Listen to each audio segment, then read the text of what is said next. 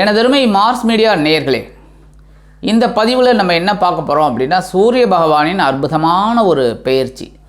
சாதாரணமாக சூரிய பகவான் பெயர்ச்சின்னு சொல்கிறோமே தவிர இது ஜோதிட ரீதியாக, மற்றபடி விஞ்ஞான ரீதியாக பார்த்திங்கனாக்க சூரிய பகவான் எங்கே பெயர்ச்சி அடைகிறார்? அவர் ஒரே இடத்துல தான் இருக்கார். பூமி தன்னைத்தானே சுழல்றதுனால தான் இந்த பெயர்ச்சியெல்லாம் நம்ம சொல்கிறோம், ஏன்னா நம்ம பூமியில் இருக்கிறதுனால. அதனால் இந்த சூரிய பகவான் இதுவரைக்கும் தனுசு ராசியில் இருக்கார். இருந்து ஓரளவுக்கு நமக்கு அனுகூலமான பலன்களை சில ராசிகளுக்கு கொடுத்தார், சில ராசிகளுக்கு சில எச்சரிக்கைகள்லாம் கொடுத்தார். அந்த வகையில் இந்த சூரிய பகவான் 15/1/2024 29 நாட்கள், அதாவது 12/2/2024 வரைக்கும் அவர் மகர ராசியில் சஞ்சாரம் பண்ண போகிறார். இந்த மகர ராசிங்கிறது பார்த்தீங்கன்னா உத்தராயண புண்ணிய காலம். உத்தராயணம் அப்படின்னாலே ரொம்ப அற்புதமானது. ஏன்னா தேவர்களுக்கெல்லாம் இது பகல் பொழுது, தட்சிணாயணம் இரவு பொழுது. மாலையிலேருந்து ஆரம்பித்து அப்படியே இந்த காலையில் அதிகாலை வரைக்கும் தட்சிணாயணம், அதிகாலையிலேருந்து சாயந்தரம் வரைக்கும் உத்தராயணம். இந்த உத்தராயணம் அப்படிங்கும்போதே தை மாதம் ஆரம்பிச்சிடுறது. தமிழில் தை, மகரம். அதே சமயம் இங்கிலீஷில் பார்த்திங்கன்னா ஜனவரி 15 ஆரம்பிக்கிறது 2024.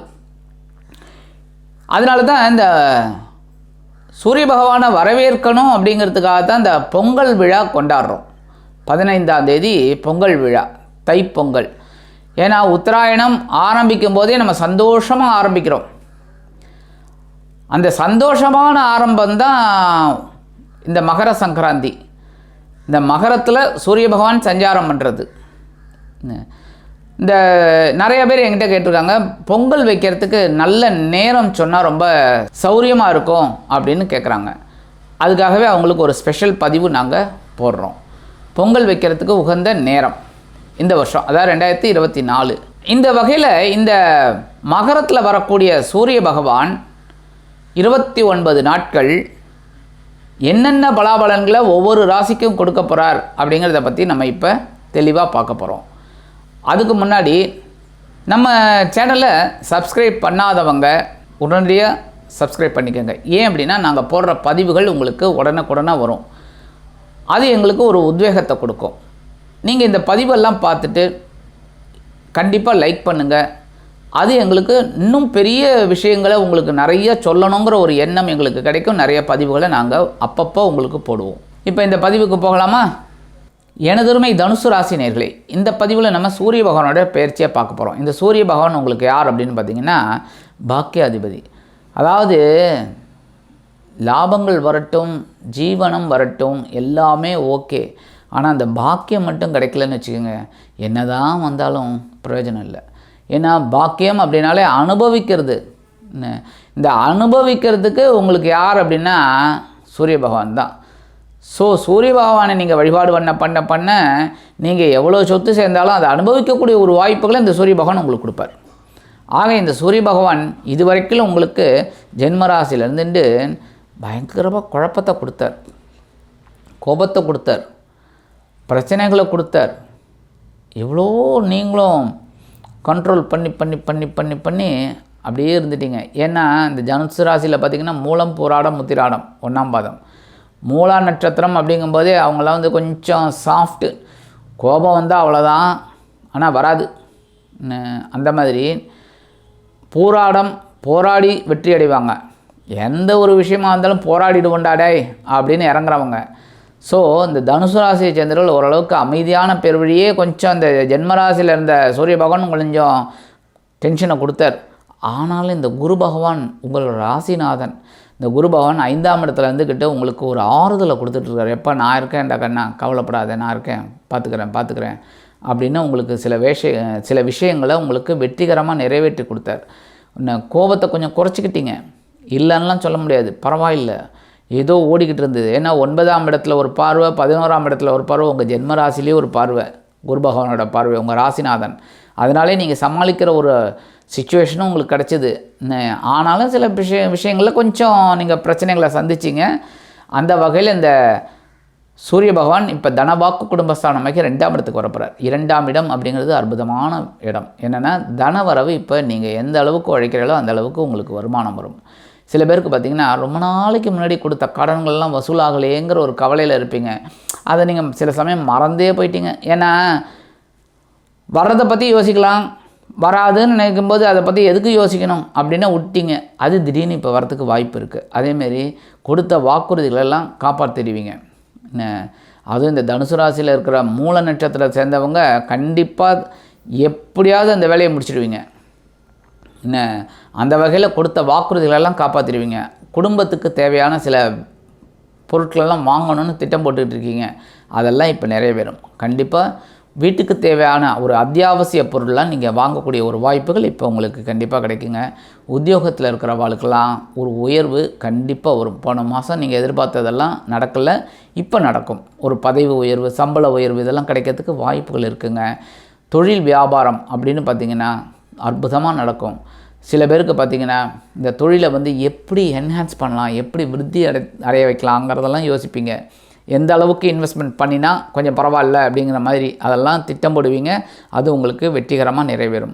உத்தியோகத்தில் இருக்கிறவங்க அதை புதுசாக தேடுறாங்க பாருங்கள் உத்தியோகம், அவங்களுக்கெல்லாம் ஒரு நல்ல உத்தியோகம் நல்ல சம்பளத்தோடு கண்டிப்பாக கிடைக்கும். முயற்சிகளை பண்ணுங்கோ, கண்டிப்பாக கிடைக்கும். ஏன்னா குருவும் உங்களுக்கு ரொம்ப ஃபேவராக இருக்கார். உங்களோட ராசிநாதன் 5ஆம் இடத்துல இருக்கிறது ரொம்ப விசேஷம், ரொம்ப ரொம்ப விசேஷம்.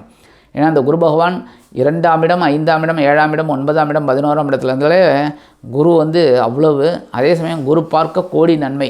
குரு உங்கள் ஜென்மராசியே பார்க்குறாரு. அதனாலே நீங்கள் எடுக்கிற காரியங்கள்லாம் கொஞ்சம் அப்படி இப்படி இருந்தாலும் டக்குன்னு முடிஞ்சிடும். கவலைப்பட வேண்டிய அவசியமே கிடையாது. மற்றபடி இந்த சூரிய பகவான் இதுவரைக்கும் ஜென்மராசியில் இருந்தவர் தனவாக்கு குடும்பஸ்தானத்துக்கு வரதுனாலே நீங்கள் எடுக்கிற முயற்சிகள் இப்போ பாராட்டக்கூடிய அளவில் இருக்கும். ரியல் எஸ்டேட், தனுசு ராசியில் இருக்கிற ரியல் எஸ்டேட்காரெல்லாம் இப்போ கொஞ்சம் முன்னேற்றத்தை கண்டிப்பாக நீங்கள் பார்க்கலாம். பங்குச்சந்தையில் இருக்கிறவாளுக்கெல்லாம் ஒரு பெரிய ஒரு லெவல் கண்டிப்பாக அமையும். இது வரைக்கும் கொஞ்சம் சுணங்கி இருந்தது, அதெல்லாம் இப்போ உங்களுக்கு ரொம்ப அற்புதமாக இருக்கும். குழந்தைங்க கல்வி படிக்கிற குழந்தைகள்லாம் கல்வியில் அவ்வளோ ஆர்வம் அதிகமாக இருக்கும். இந்த தனுசு ராசியை சேர்ந்த குழந்தைகளுக்கு நல்லா படிப்பாங்க. அதுக்கு உண்டான ஒரு உயர்வுகள் ஆட்டோமேட்டிக்காக அவங்களுக்கு கிடைக்குங்க.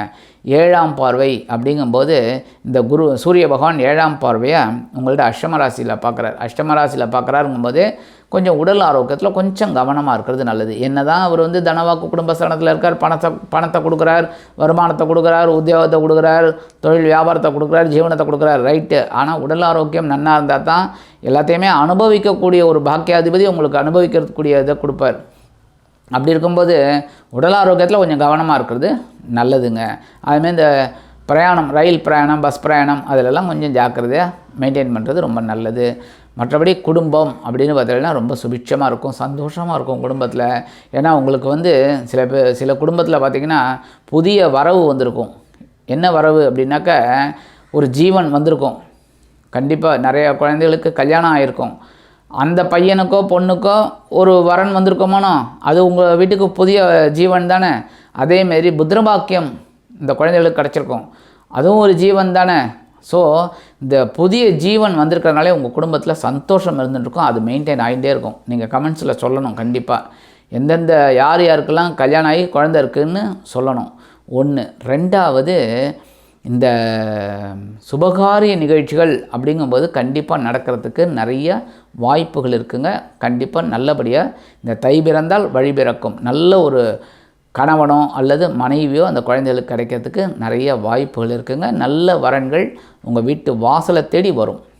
உடல் ஆரோக்கியம் சிறப்பாக இருக்கும். அப்படின்னாலும் பார்வை அஷ்டமராசியில் விழுறதுனால கொஞ்சம் உடல் ஆரோக்கியத்தில் கவனமாக இருக்கிறது நல்லதுங்க.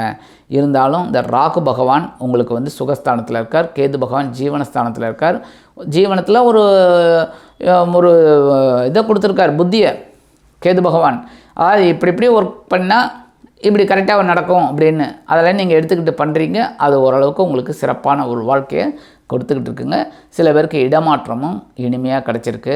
அதெல்லாம் இப்போ அப்படியே மெயின்டைன் பண்ணிக்கோங்க. ஆக இந்த சூரிய பகவான் ஜென்மராசியை விட்டு விலகி தனவாக்கு குடும்பஸ்தானத்தில் உங்களுக்கு பலவிதமான அற்புதமான பலன்களை கண்டிப்பாக இந்த மகர ராசியில் சஞ்சரிக்கும் சூரிய பகவான் அருமையாக ஏற்படுத்தி கொடுப்பார் என்று கூறி விடைபெறுகிறேன். நன்றி, வணக்கம். மீண்டும் ஒரு அருமையான பதிவில் நான் உங்களை மனமகிழ்ச்சியோடு சந்திக்கிறேன். வாழ்த்துக்கள். வாழ்க வளமுடன்.